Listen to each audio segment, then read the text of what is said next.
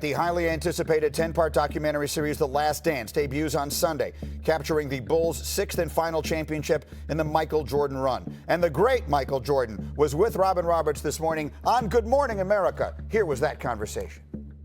First, tell us how's the family doing? How are you and your loved ones with all that's going on around the world these days? How are you guys doing? Well, we're blessed, obviously. We get a chance to spend a lot of time together. So I'm quarantined down here in Florida with my wife and my two kids, and stay in contact with my other three kids via the phone. But my family's doing well. Mom, brothers, sisters, everybody's doing well. So we're very blessed, especially with what's going on in the world. And look, our hearts and our prayers go out to all the tragedies and the families that are enduring this unbelievable tragedy that's happening to America and to the world. To the world. And thank you for that. And it's something that people feel, and they're looking for a distraction, if you will. And it's great that this series has been moved up. It was supposed to debut later, but people were just clamoring for something to give them inspiration and hope. And this docuseries really does this. It chronicles that final championship run, that final time that together with the Bulls. Michael, what do you remember most about that final year? Well, it was a trying year. We all were trying to enjoy that year, knowing that it was coming to an end. I was hoping that, the beginning of the season, it basically started when Jerry Krause told Phil that, he can go 82-0 and he would never get the chance to come back. And, knowing that I married myself to him, obviously, and if he wasn't going to be a coach, then, obviously I wasn't going to play. So Phil started off the year by saying this is the last dance, and we played it that way.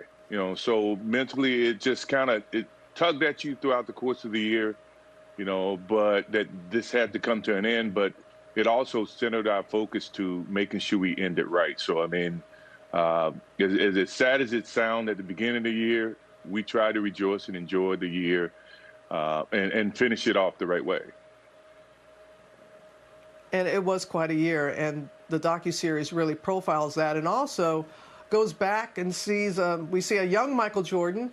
I love seeing your mother and seeing her doing so well. And when you were at North Carolina, like a typical college kid, you wrote her a letter and you were apologizing for the phone bill and asking her to send stamps. What did you learn about yourself during those college years, Michael, that stayed with you?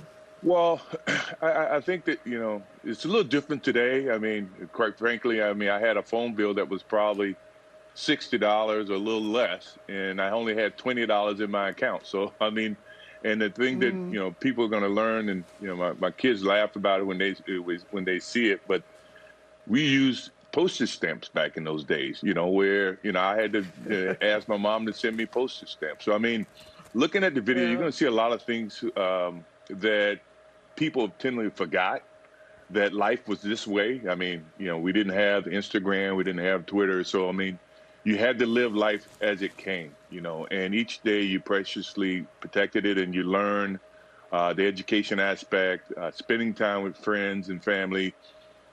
It wasn't via the phone, it was actually in presence, and you wrote letters, so, I mean, to me, that's probably the most refreshing thing. That my mom, she kept all my letters. So, I mean, it's somewhat embarrassing, but yet it's refreshing that I took the time to write a letter and say, how much I love my mom and, what I needed in college. Yeah, it was very sweet to hear her read one of your letters like that. And in college, of course, the buzzer beater, 82, winning the national title. You said in the documentary that was the moment that you went from Mike to Michael Jordan. What did you mean by that? Well, up until that point, no one knew who I was. I was a college kid, other than the university, but outside the university, I was just known as Mike Jordan, and when I hit that shot, my whole name became Michael Jordan. And I think it resonated with a lot of people outside of UNC. So, I mean, and I just started piling on that name itself from the successes that I endured, throughout the rest of my career. It wasn't about Michael. It wasn't about Mike. It was more about Michael. Yeah. Yeah, it really was at that point, and people remember it so well, and they have that iconic shot of yours. We hear from your father as well, and boy, did he know his son. He said, if you want to get the best out of Michael Jordan, you tell him he can't do something. But where did that perseverance, that drive come from, Michael? Where does it come from? My parents. My father worked at General Electric for years. He was trying to provide for his family. He moved all over, southern North Carolina. My mom worked for a bank. She worked for Corning Glass. I mean, they were hardworking people, and they instilled that in not just me, but my brothers and sisters. So, I mean, and I just lived vicariously through them and lived and learned it from them. And, it just became a part of my nature, and I always look at a negative and turn it into a positive. Unfortunately, things like that happens in our life. And as I try to teach my kids, just take that negative, learn from it, and turn it into a positive. And that all came from my parents. Yeah, and you were keeping up with your brothers as well. We learned that in the docuseries that you were a tight-knit family, and they really, you guys pushed each other to be the very best. And that's certainly I wouldn't be here. I wouldn't be here I wouldn't be here if it wasn't for my brother Larry. I mean, Larry pushed me, and we used to fight after every game. But through that fight, emerged someone like me, and he's right next to me. He supports me, and he works with me and the team. And I would have never gotten this far without him.